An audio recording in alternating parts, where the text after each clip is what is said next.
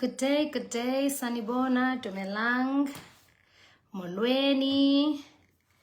Guys, welcome to our third edition of Social Media Takeover Fridays. Today we are joined by two very interesting alumni from Walter Sisulu University, particularly in the Department of Accounting Sciences. We're joined by Thabisa Qashani, who is a chartered accountant, and we are joined by Rorisang Monanabele, who is an artist. You ask yourself, accounting sciences, an artist? Well, let's wait to hear from them. Let's see if they have joined, and therefore, okay. I see you, Rory. I'm going to add you now. We're going to have Thabisa joining us soon. We're also going to add her. Hello, Yamkela. Hi, Yamkela Ndwangu. Hello. Hi, Rory. Hello, sis. Kunjani? I'm good, thank you. How are you? Nah, I'm all good. I'm all good. Thanks. All right. Thanks. Give us just a minute. Let's add Thabisa, and then we can get the show on the road. Okay. There, I see Thabisa is also here.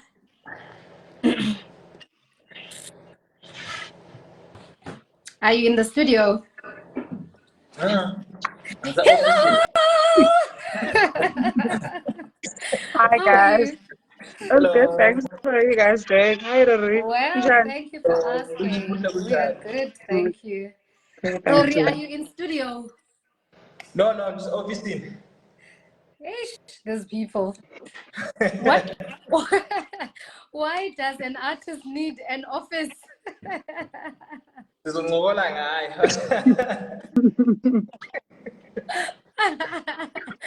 All right, guys, welcome. Thank you for joining us on Social Media Takeover Fridays. It's a recruitment strategy for all our potential students, right? So we have alumni from the university in the different fields and the different disciplines who will be sharing with us their journey as students at Walter Sisulu University, as well as their journeys in their respective careers, right? So we've got, just a heads up, we've got people who have logged in, who are with us on the live. I just want to remind them that, guys, if there's anything that you want to ask Uti, or something you want to ask Urori, just put it on the chat box, and then we'll, on the comment section rather, and then we'll be able to ask. So as we go along, guys, we'll be able to be asking questions if there are people asking questions. Otherwise, if there's no one asking questions, then we will be having this conversation, right? Okay, guys. Molweni. Hello. It's a full circle, right? It really is. It really is. I haven't seen Rory in so long. So it's just like, whoa, okay, hi. Okay. Urorike, I talk to him on a regular basis, so it feels like I just spoke with him yesterday. Guys, tell us who you are. T, let me start with you. Who are you? Where are you from? I am Thabisa Qashani. I mean, I was born and raised in Tata, but originally I'm from Eleitifre. Okay. I'm in Joburg now. I am the last born Ikaya. I am born again Christian, and I am a technical accounting manager, one of the big four firms. I went to school at Wusu, my undergrad, did my postgrad, F14 Nase Roads, and then I came here to Joburg, and I've been there since. Okay, Rory, who is Rorisang? Where is he from? Okay. Thanks, guys, for having me. Number one. And my name is Rorisang. I'm from Eastern Cape, Rorisang, Monanabele. I was raised in Eastern Cape in a small town called Matatiele, so specifically in Jabulani. And then we've relocated to Maluti right now. Difunde Elhana High School, that's where, and then from Lehana, I went to study Bachelor of Accounting Science at Hotel Sulu. And then after my graduation, I started pursuing art. So in the course of pursuing art, I also now went to study architecture. I'm currently studying architecture at Wits as well at the same time. Nice. And I'm full-time artist, and I'm based in here in Johannesburg. Okay. Did you always want to be a chartered accountant, T? I have, funny enough. I first heard about like chartered accountancy or just being a chartered accountant. I was doing grade 8. It was an assignment to go and find careers, stuff like that.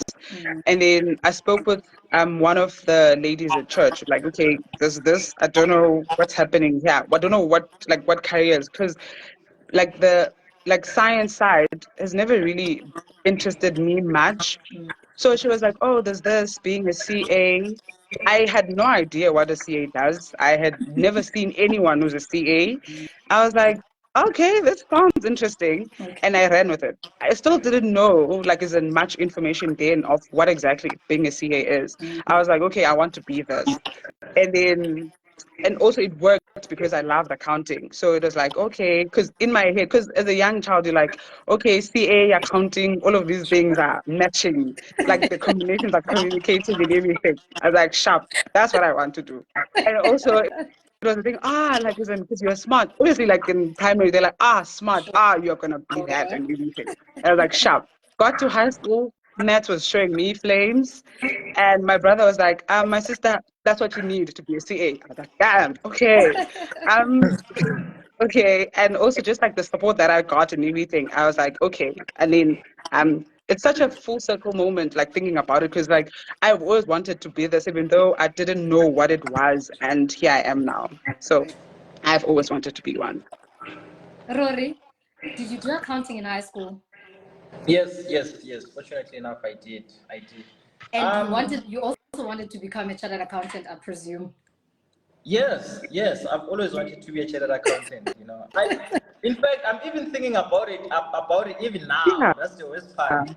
Anyway, personally, the story and how I was introduced to accounting. I was introduced to accounting by my mom. She did accounting in high school, and now she always wanted to be a chartered accountant. And I think growing up from an early age, maybe like around 7, she kind of like preached accounting, being a chartered accountant and stuff. You see, unfortunately enough, I was good in numbers, and then I studied high school at Hana, which was very competitive. So they used to call like top students each and every term, like top students.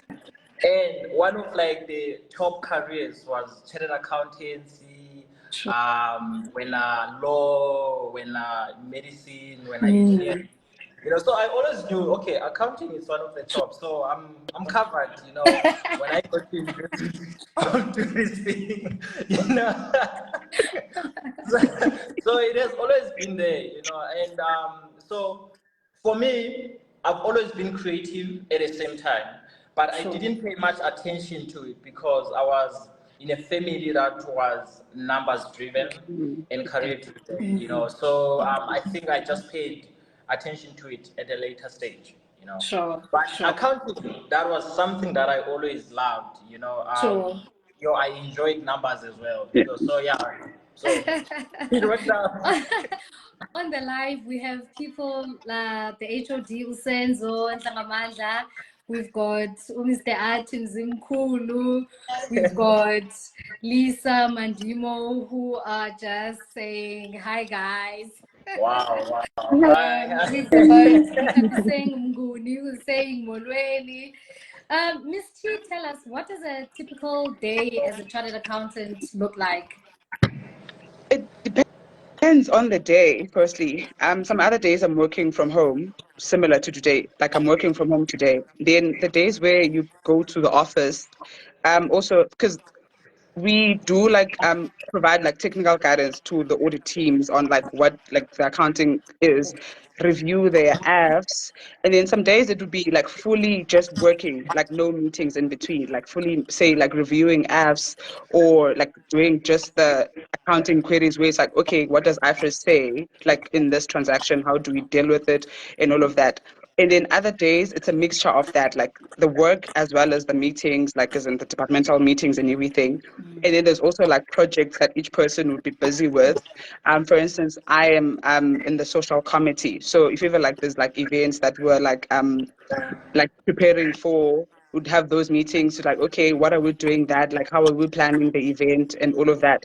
And then there's also like other like for instance, there's like trainings that are happening within the firm. So like you would prepare the material for that. So it depends on the day. So it's a mixture of all of that. So it's never like each like days are different. Like it's never like for instance the full week you're doing the same thing. Like a day you're doing this, the other day you're doing a mixture of all of these things. Yeah. So that's how it goes. Rory, a typical Wow. day as an artist, what does it look like? So basically, because I think being an artist, it's the nice part in terms of having enough time to work whenever I want. Sure. Sabawa. And now, okay, it's not as easy as it sounds. So there's the business aspect of it, and there's the artistic side of it. So you can't mix the two, you see. Okay. And like for instance, Fridays, that's me doing the admin work. You see, that's why I'm in the office even right now. So during the week, it's time to basically juggle between meetings and studio time. So as an artist, you get a lot of meetings because you work with projects where you have to basically maybe design a house of someone. Okay. You know, in terms of like advising which piece needs to go somewhere, which piece needs to go where. And then recently I had another meeting about investment art where we are trying to find out how can art form part of an investment portfolio for someone. Yeah, well, Nice. so now they are just kind of like sourcing that. So it's an energy group company that specializes in solar panels. So I was in the board meeting with that. And the second thing is now the studio time where I have to conceptualize and then I have to work, I have to draw. So basically, it's the combination between now balancing, responding to international clients where there's different time zones. Okay. And you need to make sure that even though you know there's different time zones, how do you allocate that with South African clientele and then balancing that with working. So you find that sometimes I have to work overnight, you know, because it's much easier that way. When I work overnight, at least at 4, I can chat with abroad clients, and then Emily, I'll try to balance current work and then working. So it's basically a balance between the two, but it comes with freedom as well, you know. When the days where I feel like I'm tired, I don't want to work because so you're gonna go so like I'm tired. So it's basically there, but you need to find a balance as well. Okay. Yes. So Rory, this one must be for you. You studied accounting. Now you're an artist. What are some of the skill sets that you gained in your accounting undergrad that you are currently using in your business as an artist? There's a lot, you know, and I think I wish, in fact, because I'm fortunate enough to actually have been able to study accounting. More especially now, I'm in a position where I even help other artists with accounting related problems, you know. So number one, first thing first, contracts, you know, and I think you find a lot of artists that are being exploited out there, and not because there is any intention behind it, just simply because they don't know how to actually structure a contract that can benefit their craft and their business. That's the first thing. And I think with accounting, it has helped me a lot because I understand that before anything else, I need to structure how am I gonna say this is a fruitful business decision, you know, and is it an income, you know, expenses, taxes, you know, bookkeeping, expenses, in being able to also even track my personal expenses as an artist, you know. And then the other thing, it brings a lot of respect even to companies that are willing to work with me. You know, having an understanding of art or of business in general, just simplified art, it gives them enough confidence to understand that I understand there is cost associated with anything, you know, and how do I try and mitigate those costs related, you know, to any project that we might be embarking on. And I think that's the reason why I was even being able to be selected to sit in the boardroom, you know, with some of the executives and be able to speak business apart from just art only, you know. And I think that's the reason why I even said to you, I think I might finish in become accountant and actually qualify as a chartered accountant. It's basically because of that, yeah. Okay. All right. Ms. T, for you, what are some of the skills that you gained during your undergrad at WSU that you've carried with you throughout your career thus far? I think it's the people. Wushu like taught us the importance of family. I'm using family very loosely here, where it was a thing of you always know that there's people around you, and also being able to reach out to those people if a need arises and everything, and also just to keep to respect people, because that's one of the things that we were taught, that okay, you guys are family, support each other, and also don't just take that support, offer it as well. So that also helps a lot get in the workplace, because you realize that all of these people, we are a team, and at the end of the day, the plan or the end goal is for everyone to as in the client, that is, because now it's always about the client, for the client to get what they want. But then in the client getting what they want, everyone needs to have a learning opportunity. If ever there's something that I can help in the team, I'm offering that, even though and then I know that there's someone else in the team who has a different skill set that I don't have, that I'm benefiting from that. And also just making sure that you're a better person than you were before, because it really helped a lot. It really helped a lot. And also just dealing with different people from different backgrounds, and just also being able to understand that, oh, okay, I see why this person is reacting this way, or dealing with things this way, and all of that. And also, how do I adjust myself if needs be, for me to be able to get the end goal. All right.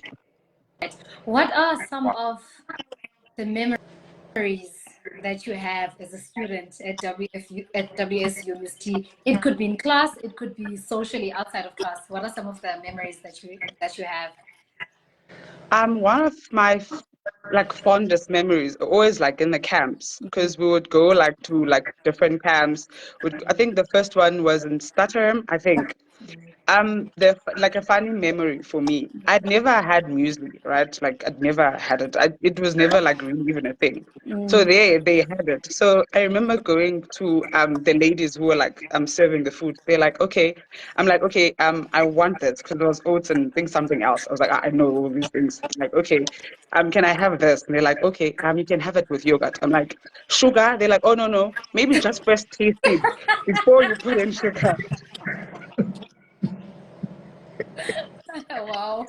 They're like, just taste it before you just add sugar. And that's one of those small things where you're just man, a person has come from afar to get to a point where you are now, and when you look back and you're just grateful for all of those opportunities to just see other people and as well. And just because as I said, that I'd never, growing up, there was no CAs around me. I'd never seen anyone who's a CA and everything.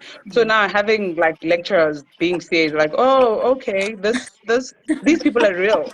This is a real career. This is a real Not a job. theoretical concept. Like, right? So it was like all of those like small things where you're just like, man, like this, like I'm really grateful for the opportunity. Yeah. Rory, what are some of your fondest memories as a student at Walters University? Yo, it's a lot. Number one, I used to work for the HOD, Senzo, and we used because now working for him, it actually gave me an opportunity to actually be able to spend time in his place, and it used to be me, Abu Sabelo, so that was like the biggest moment. Number one, and number two, the camp. Psych camps, Yeah. those were fun. Psych camps were like fun yet very informative in a way, in a skill set that you kind of like learned there. And I think I remember there was this other time, I can't remember the year, when we were in the camp and I used to play trampoline. Oh my I God. still even like remember it even today. And I think we were in Port Elizabeth. I used to play trampoline Yeah, we there were. like nobody's business. And then I came back, my back was so painful. Yeah, and that's the reason why I can't even forget it today. I wonder when I say trampoline, I'm like, damn, I remember I used to play trampoline in Port Elizabeth. You And like then cut? the second one, it's just friends, man. Yeah. I built so many relationships at Wusu that I still even have access to right now.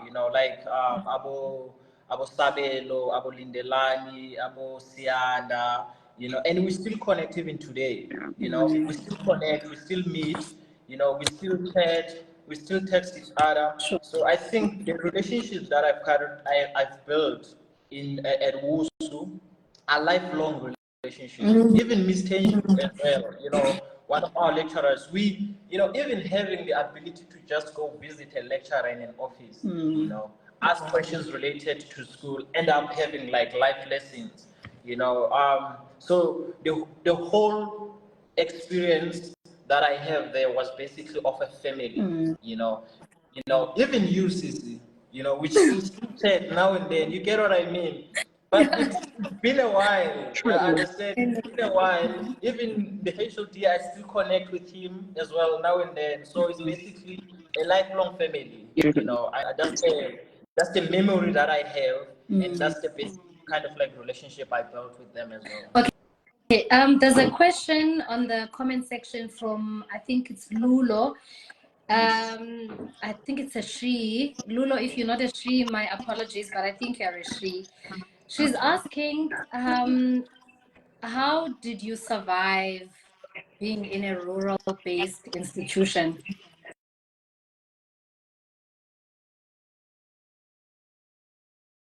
This is varsity ne Wusu. For me, Wusu was like home because distance between Wusu and home is like 30 minutes, basically. Like it's literally just two taxis away from home. So Yes. for me, there wasn't much of a difference that like, oh, okay, like now I'm in the rurals and everything.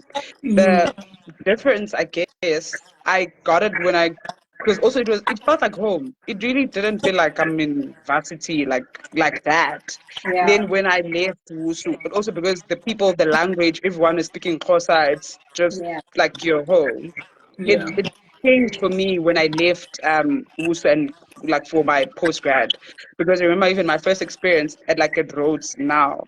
I was looking for directions to go to like a res or something. I remember saying, "Hi, Mulweni, Teluguza, and the lady looked at me like, "I'm sorry, can't hear you." Like, no, Konje. That was now. It's like, oh, okay, it's no longer like everyone is speaking Xhosa. Like Yep. people don't understand Xhosa. So it was never like a thing that, oh, I'm in the rural areas and everything for me, because it's just like, I'm home. Yeah. Rory, for you? Mina also was the best friend. Like, remember, I'm from Matatiel. Yeah. I've never seen like a huge school before.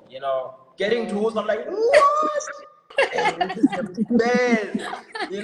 I'm only now realizing how small it is now in True. terms of like the structure. There are bigger buildings now in the city, but me in Awusu was like the city, bro. You know, like if you are coming from Matatiele, you're in Woos, like, what?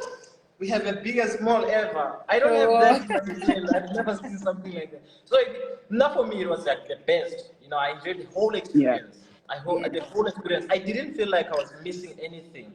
Even when we went through the camps, you know, because we just passed by maybe the town. I'm like, that's nice. And I still go back to Woos, you know. Yeah.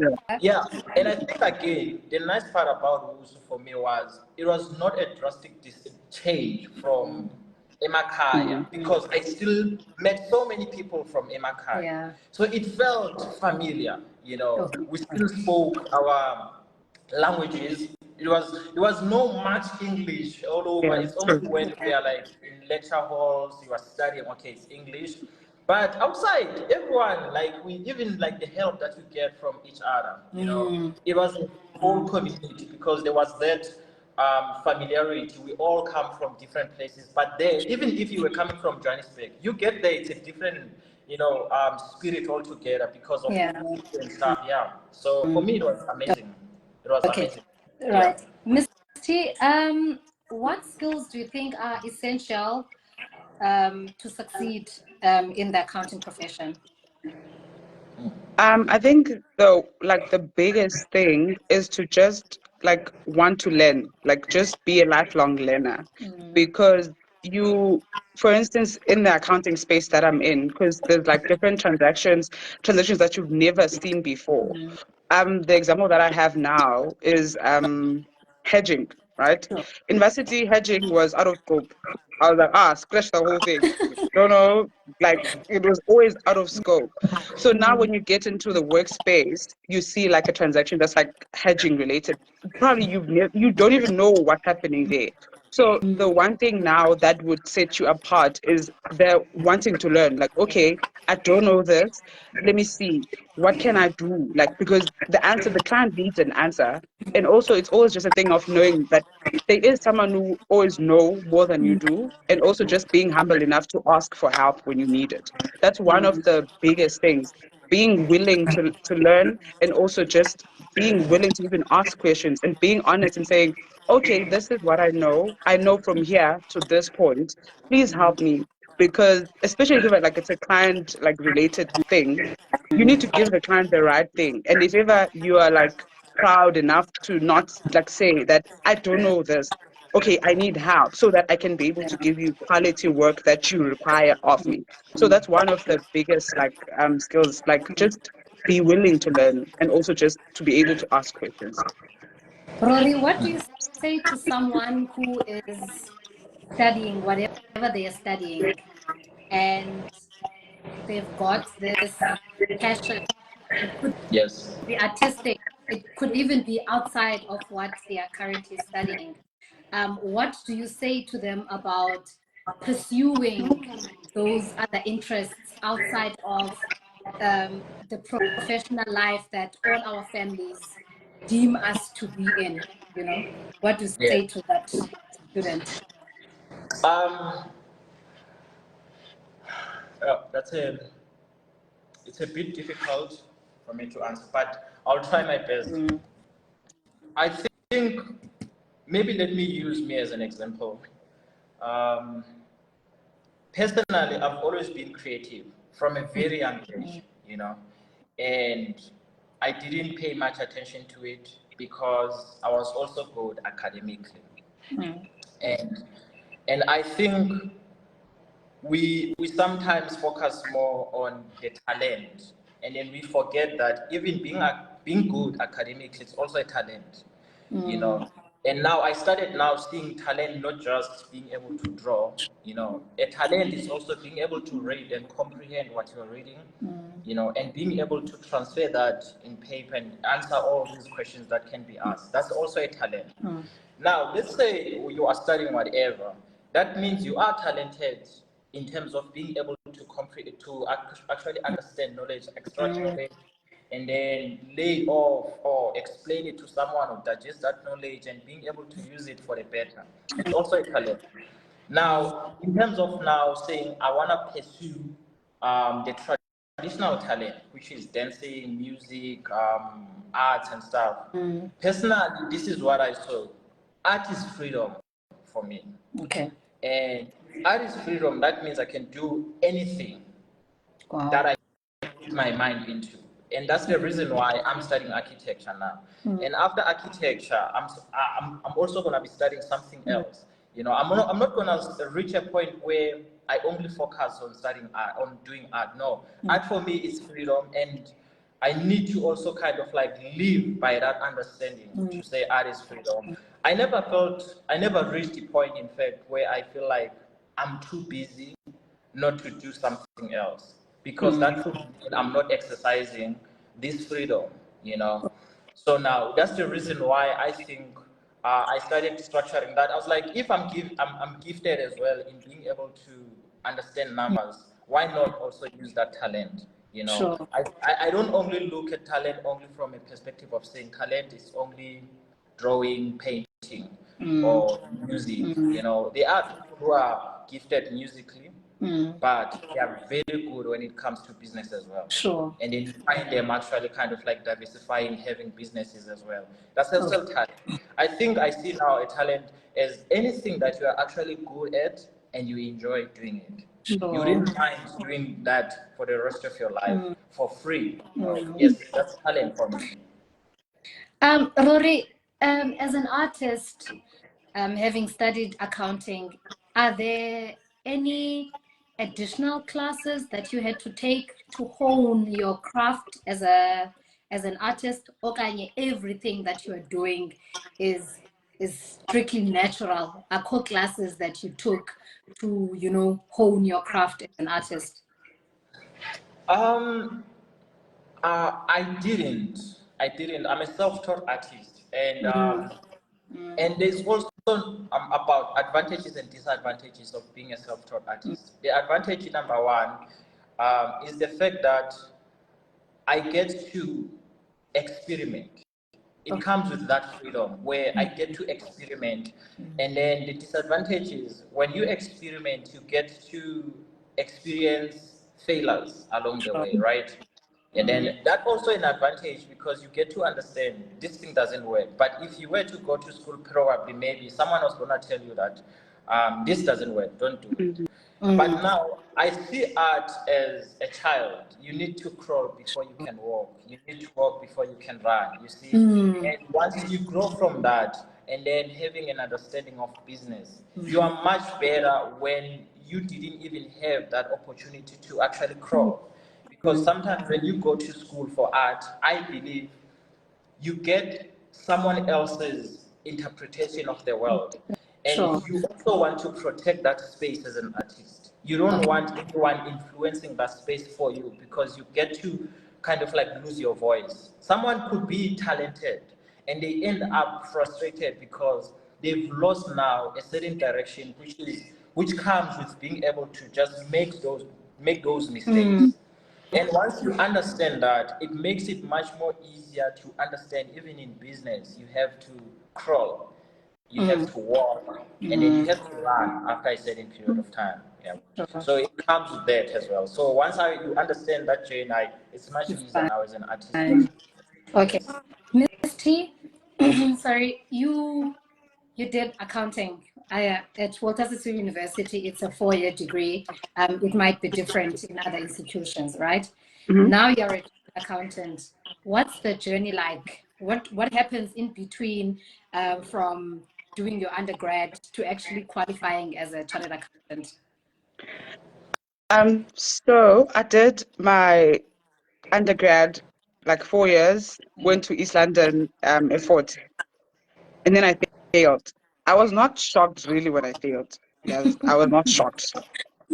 I was very happy. I realized this that being too happy in school is not good. Like, don't be too happy. Like, be happy, but like, don't be too happy. I was very happy in this and I was too happy even.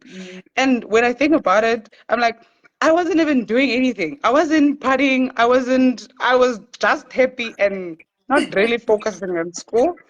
That now when I failed, because I remember because you see after June, right? They're like, okay, because now the remaining tests, they don't really make much of a difference for your like DP and stuff like that. So they're like, maybe if ever you see that things are not looking good, maybe you can go and do like the bridging, right? I'm like, Okay. I see that maybe this is where I'm supposed to go. But now I'm like, yo, the thing is, with bridging, I'm gonna still come back here again. And also, there's no guarantee that like I'll pass. I was like, you Sure. know what, let's just ride the wave. Let's just go Stick it on. out. Then I did, then I failed. I'm like, yo, okay. And then they're like, no, no, no, no, no. You're not coming back here. You are too happy while you're at school. You're too happy. Sure. Now I was stressed because it's starting now to like be real that dog like you failed, and also where are you gonna go to school now? Okay. And then I was like fortunate enough that like I found Roads, they like accepted my application, and also Ututuka still funded me. And Okay. then now you're from East London, you're going to Quebec. I mean not Quebec, Ekhim. Qashani is completely different from East London. Qashani is very small town. It's just university, and also my res is outside of, like, way way far from school. I had to walk like to school every day. It Okay. was different, and I think I needed that to ground me, to like come back, come back, and like just like to remember why you are here Sure. and also why you're doing this. Then I did my year like at Rhodes, and it was a great experience for me because now I was I knew, like going back to what Rory is saying about failure, I knew where I stumbled. I knew, okay, this is what you're supposed to do now. Like look out for that blind spot because now I've already seen that, oh, okay, this is what I did wrong for me to get there, like to not get there and everything. And then I did, and then I was placed here in Joburg.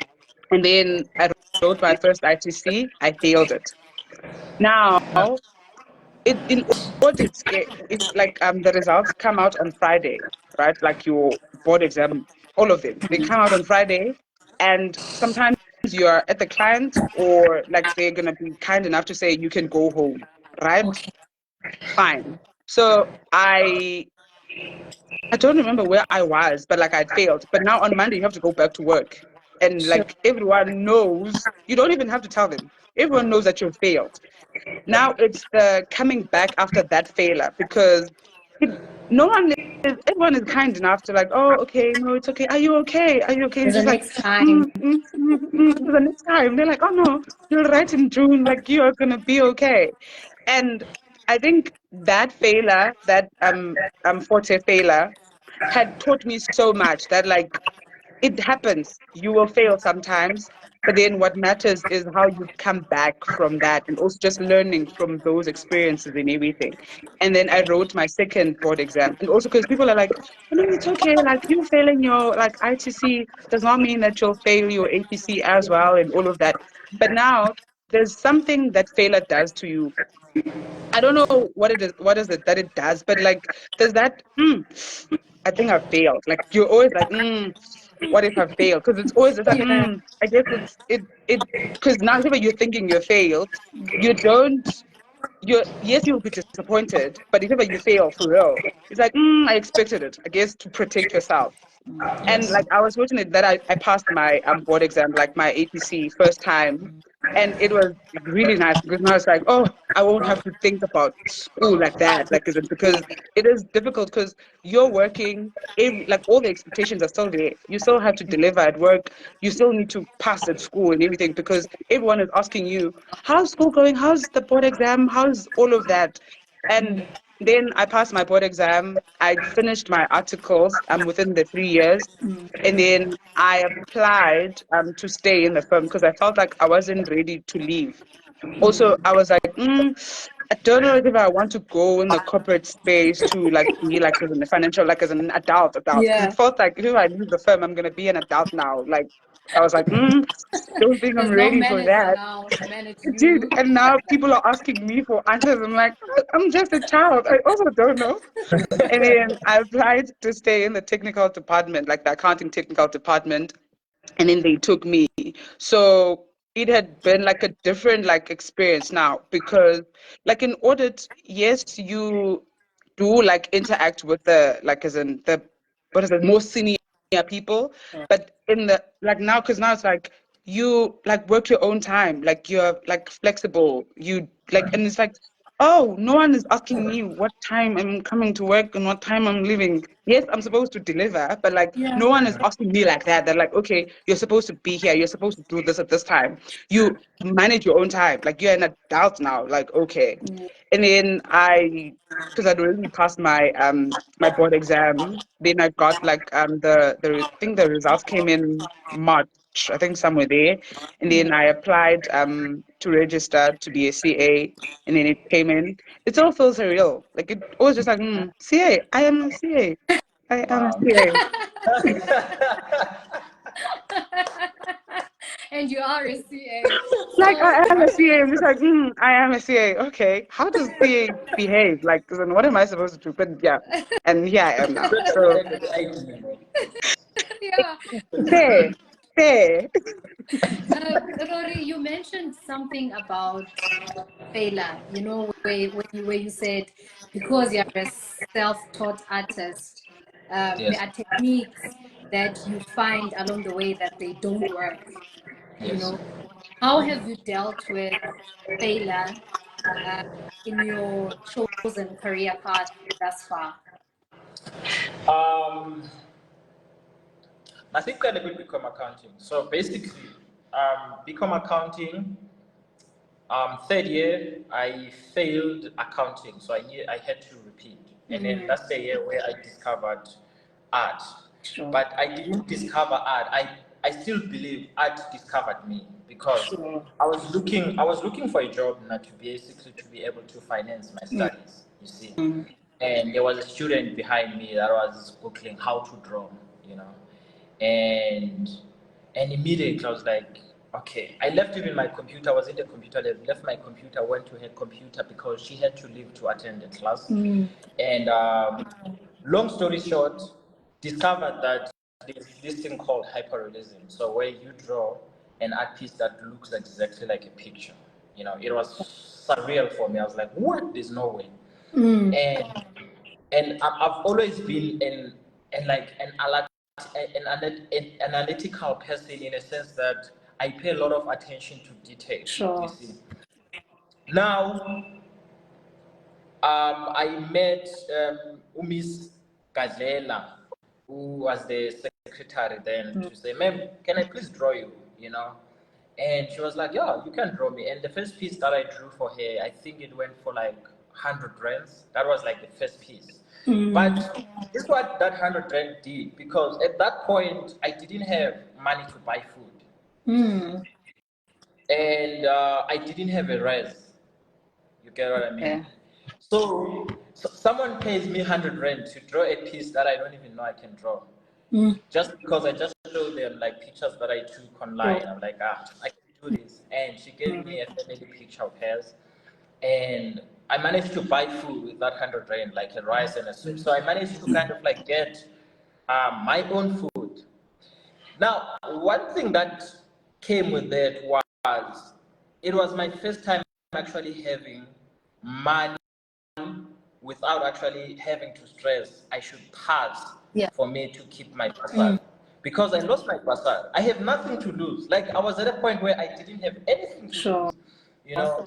But now here I am and I have this 100 rand. I bought my food and Bokona this thing of Kaba, Paya Atlanta, where I was in a room where I was not even supposed to be in. Because still at the beginning of the year, people haven't yet been allocated to that room, you see. I know at some point someone is going to be allocated and I'll have to move out. Yeah. Yeah. So I have these 100 rands, and the freedom that came with that is one thing that actually I think gave me this artistic voice. And everything that I did afterwards, I know I drew for a couple of lecturers in the department, and the changing point was when I met a pastor in a restaurant. You know, I was eating. I met this pastor, and he wanted to draw a huge billboard that was gonna be costing 18,000 to draw, to print. But to draw for me it was like 7K. And that was a lot. 7K was a lot even for me. And she was like, I can give you 7K, can you do it for me? I was like, yes, you know. Long story short, I managed to raise some funds to an extent where I managed to even renovate at home. Now, one thing that I thought it was just a small thing. After I passed, now I have a bursary, you know. Now I'm no longer the same Rorisang, you see. And I'm a different person now. As much as I have this bursary that is giving me a monthly allowance, I understand how it feels to be on the edge and not even fall, you know, on the edge and then find a way to come out of that situation. Sure. And I was like, I don't want to let this go, you know. Okay. I don't want to let this go. I wanna feel like this, you know. I kind of like fell in love with being in the edge in a way. And then now, after graduating, I think I took now a period of like a year where I was drawing and I was trying to raise to kind of like grow this business, and it was so difficult, you know. But I was not scared now. Here's the point, the problem. I was not scared. It's like failing, it also gives you that ability to withstand all the challenging times. So everyone right now, they look at me and they're like, oh, I wish me I can be in the position where like currently I'm having a solo exhibition in Chicago in October. What? No, yeah. Thank you. I'm having this solo exhibition in Chicago, but that wouldn't have happened if I was still scared of failing. Sure. You know? And the reason why art is so difficult is simply because it's not easy to make money as an artist. That's the reason why a lot of artists don't make it. So you need that ability to withstand and to be comfortable with failing. So I felt so much that I'm like, Mina feeling is nothing, Joe. Like, relax. It's like, oh, no. And once you're at that point, like, what else could actually happen? Because the worst thing that could happen is you failing. Apart from that, like, what else could actually happen? So if you're not scared of that, then I think that's what came with actually being able to fail in third year. It changed my life completely. You know, right now the kind of failure that I face are not as fearful as the fear that I had before I lost my bursary. Sure. Yes. Sure. Before I lost my bursary, I was so scared, and then I lost it, and then I realized that life moves on. You know? Sure.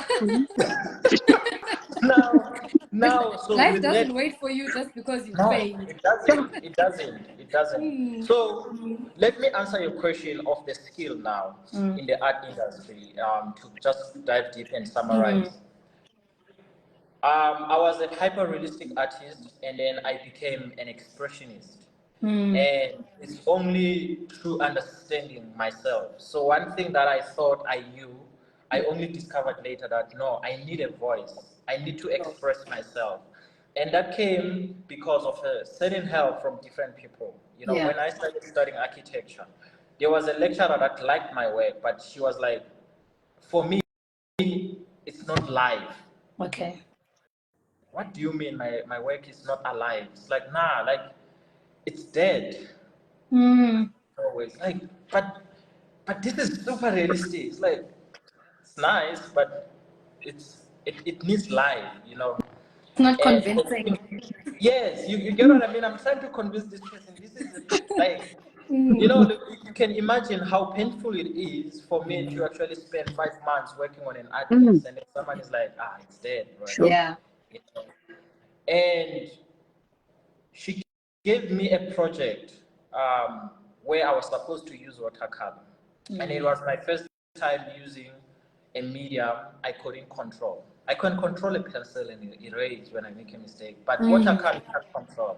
And I felt dismal because I was like, what? And then I had to now go back, you know, to the beginning where I had to surrender to this failing. And then from there, I started seeing mistakes as now a new perfectionism. You know, I started seeing my mistakes. I started seeing other people's mistakes as a way to grow and a perfect way to actually learn from them and become a better person. So from that angle now, as you can, if you look at my work, it's full of all these scratches and stuff. Those represent mistakes that I actually see that we go through, you know, in our lives. All these imperfections, you know, are imperfect. It could be anything imperfect about us. It makes us the human beings that we are, you know.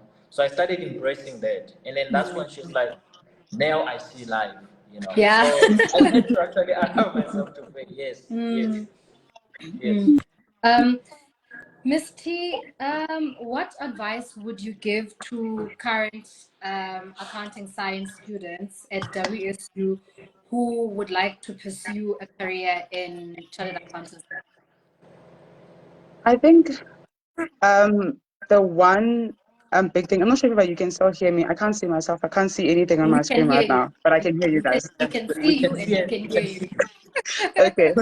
Um, so the one thing that's important is that you can do it. And it's always like, I think that's one thing that they always like taught us was that you have to remember your why. At that point, it doesn't really make sense to be like, you have to remember your why, because it's just like I'm failing. I'm not seeing the CA being me. Like I see you, but like I don't see myself in that.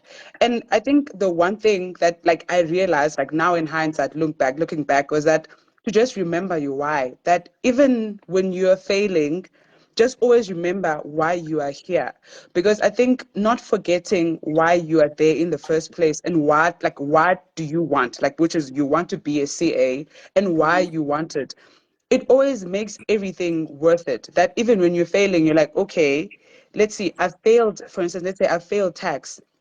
What did I fail? Just going back, because that also worked with the why you are here. Like, okay, what did I fail here? Let me have a look at my paper. What did I do wrong? What can I do better? Oh, okay.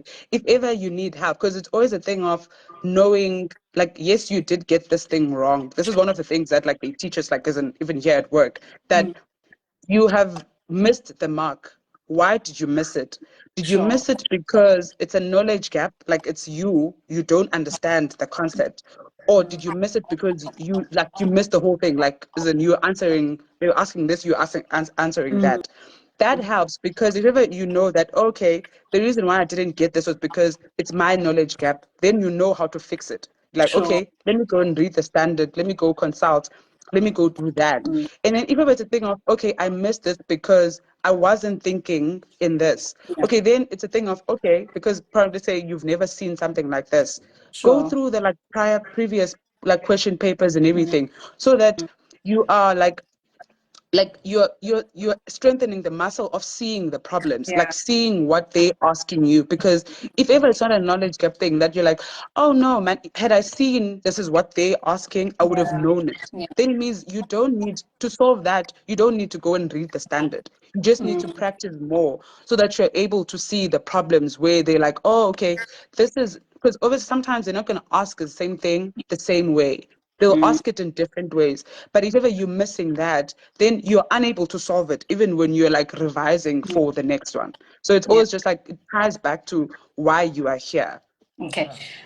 We've got a question on the comment section from Unokwazi. I'm going to paraphrase because it's a bit lengthy. She's asking, I hope I'm going to be able to capture it the way that she meant it. She's saying she's inspired by both your stories. I mean, graduating with the same qualification but taking totally different paths. I think she's asking, how do you manage social and peer pressures, and how has those pressures influenced where you are, or decisions that you've taken to get you where you are right now? I'm not sure who I can start with. Rory, you can start with. You can answer first. Okay. I think personally, when every time I feel an anxiety, I always know it's probably something that has to do with something that I don't want to lose, and that also means being scared of failing. And sometimes failing can come in many different forms. Like for instance, abantu bazothini? That's the first question that normally comes. Like bazothini. And I read a lot. Like there's a book that I'm currently reading. It's called about the Book of Joy.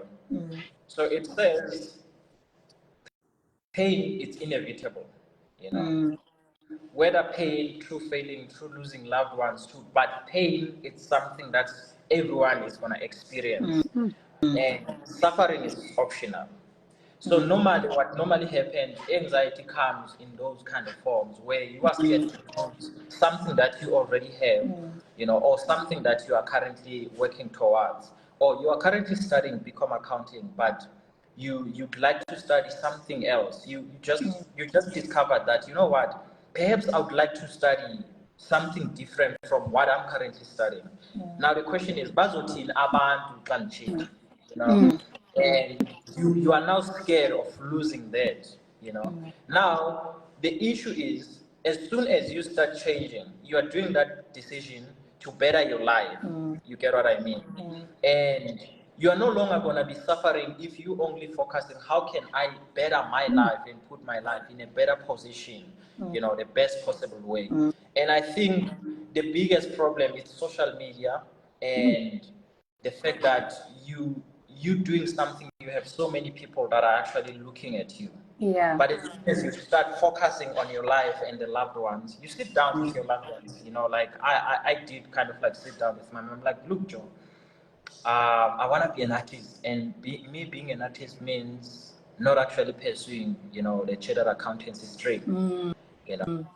The question is, abantu bazothini mntanam, like usufundile kangaka, like bazokufail stuff, and then you start pursuing this art thing, and then it looks like it doesn't work, Sure. and then it even validates that. So there's so many pressure that actually comes.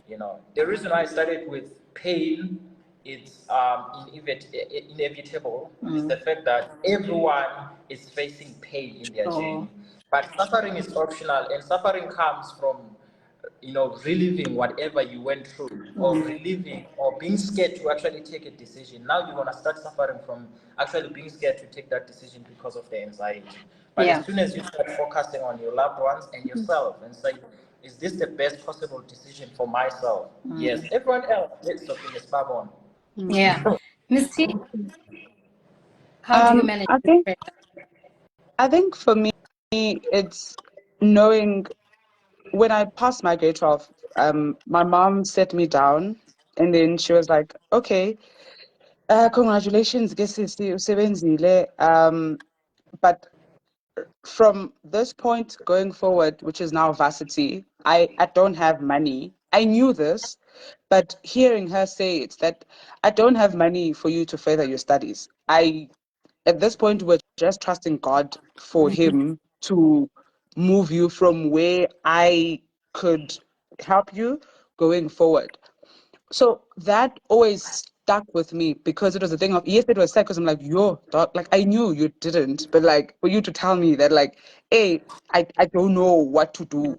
So at that point, it was a thing, it was always a thing of, if I don't do it, what am I gonna do? Like if ever I don't continue to stay in the course and do what I need to do for me to be like as a better person in the future, to be like the CA that I want to become, what am I gonna do? Because if mama has already said that and also it's a thing, when parents is like, we are Yeah.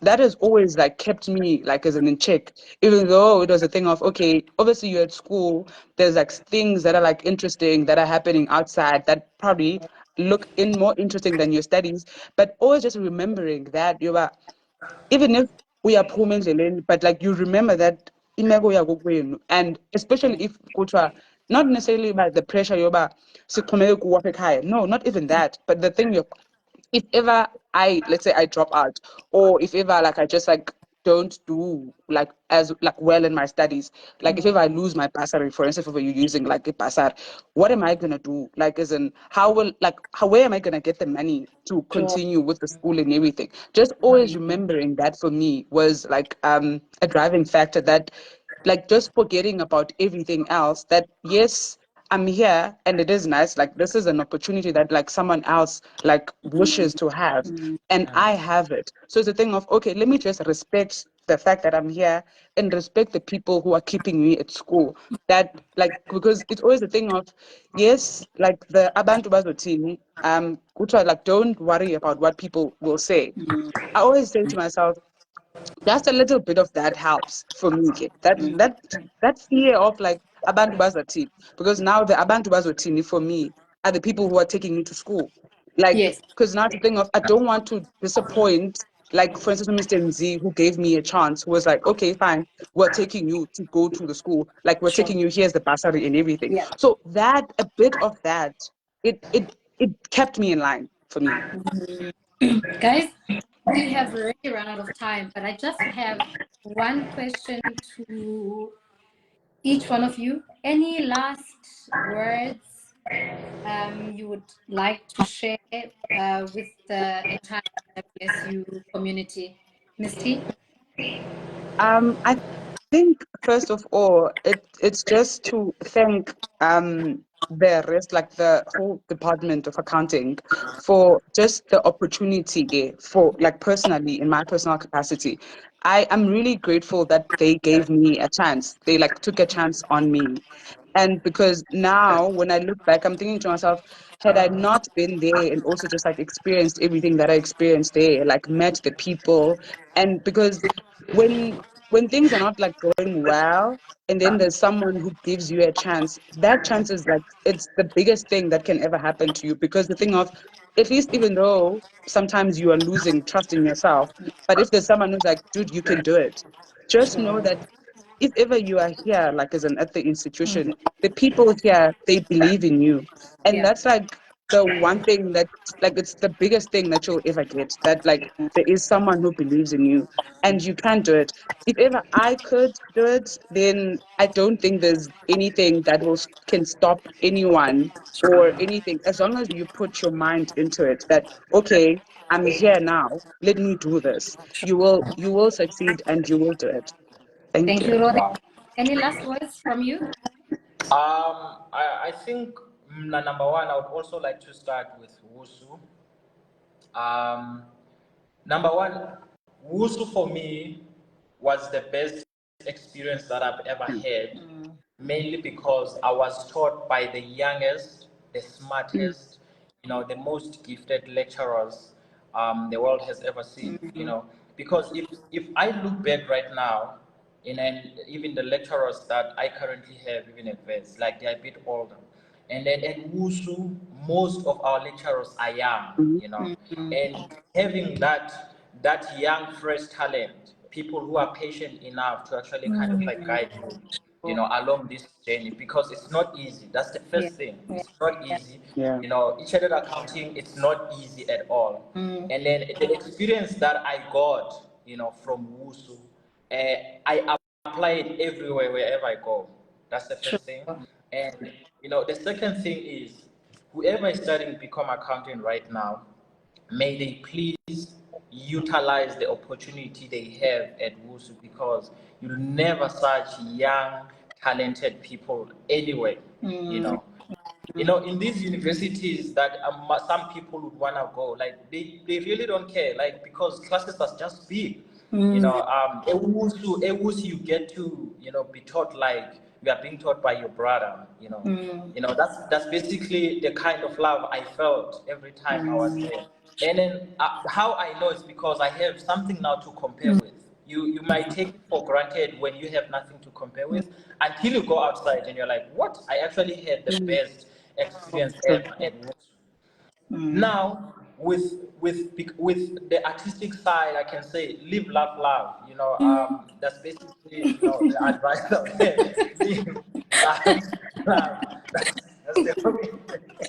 Guys, thank you so much for spending the hour with us. Thank you so much for your time. We know for both of you, for everyone, actually, time is money. If there's anything I think Urori can attest to, is that time is money. I'm sure, I'm sure Ms. T, time is money. I'm sure when you guys invoice, you invoice for every second that you've spent on a client's True. account. So, guys, we really True. appreciate joining us today. And in true WSU style, we wish to say to you, to infinity and beyond.